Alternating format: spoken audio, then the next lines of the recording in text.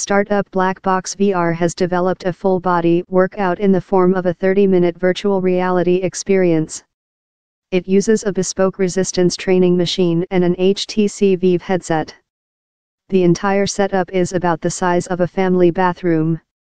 It is one of several innovations at the CES Tech Show in Las Vegas to propose mixing VR and fitness training. But one expert said the firm would need to address safety concerns for the idea to be a success. The Idaho-based firm's solution involves participants entering a virtual arena, where they compete against an avatar and, eventually, one another. The firm's founders, Ryan DeLuca and Preston Lewis, were also behind the successful fitness empire. Black Box VR's business plan is to open boutique gyms across the U.S., in which each member will enter their own black box space for the gamified workout, which will track their progress. More from CES 2018, an at-home version of the equipment could be developed in the future, the firm said. Most people stop going to the gym after a couple of weeks, so adherence is something that's a critical factor of what we're trying to solve, General Manager Jim Bradbury told the Newsbay.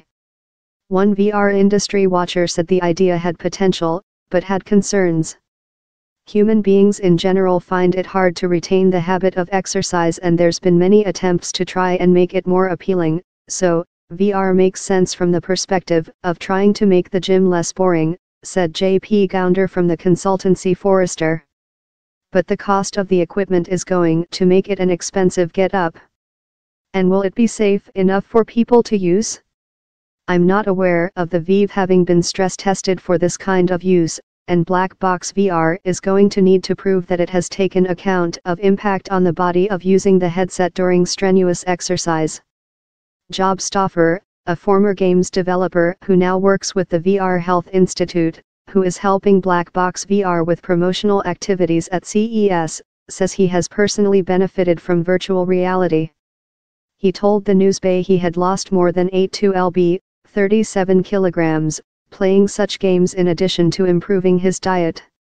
Late in 2016, I was probably the unhealthiest I'd ever been in my life, well over 300 pounds, he said. And I started playing games on HTC Vive and Oculus, and I started to notice that wow, like I'm sweating, I'm getting the best workout I've ever had. Mr. Stauffer said he started by playing the indie game Soundboxing, which he described as Guitar Hero for the arms.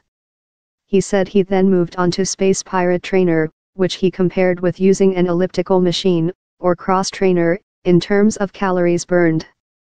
The VR Health Institute is now developing a pan-European game information (PEGI) style rating system for games to grade them according to their activity level, he added.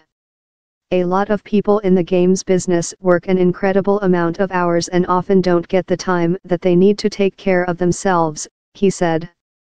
At the same time, playing games is a sedentary experience, but VR changes all of that room-scale experiences are engaging your body in full. Virtual reality and fitness is a small but growing market. At last year's CES, a firm called Icaros showed off a cradle that simulated flight while giving users a workout as they planked their way across a mountain range. At this year's event, a Czech startup, Sense Arena, is promoting the use of VR to train athletes to play ice hockey, basketball, and football. It suggests the tech could ultimately lead to fewer injuries during matches. Meanwhile, at the VR Fit Gym in Columbus, Ohio, members can already work out with a virtual reality personal trainer for $60, 44 pounds, per session. In my 2-minute demonstration, I chest pressed my way to victory in front of a crowd in a huge virtual arena, punching out bowling balls of fire and, inexplicably, large green birds as I pulled the machine, with more resistance piling on at every repetition.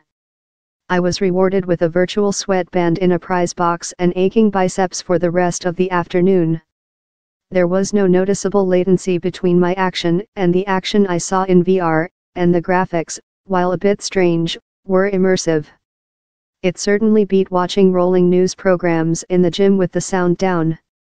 The demo appears to have been designed with male testers in mind. The reps were heavy, and the only available profile to compete against was a macho avatar called Razor wearing green armor. but the firm was at pains to point out to me that ultimately people could compete against each other, and that other computer-based avatars would also be developed. Of course, the concept of getting fit while playing a game is as old as sport itself, and Black Box has been developed by people who are already very motivated by fitness. After my brief experience, I couldn't say whether it would hold my attention in the long run. But on the other hand, neither has my gym membership. Follow Zoe and the rest of the Newsbay team at CES via this Twitter list.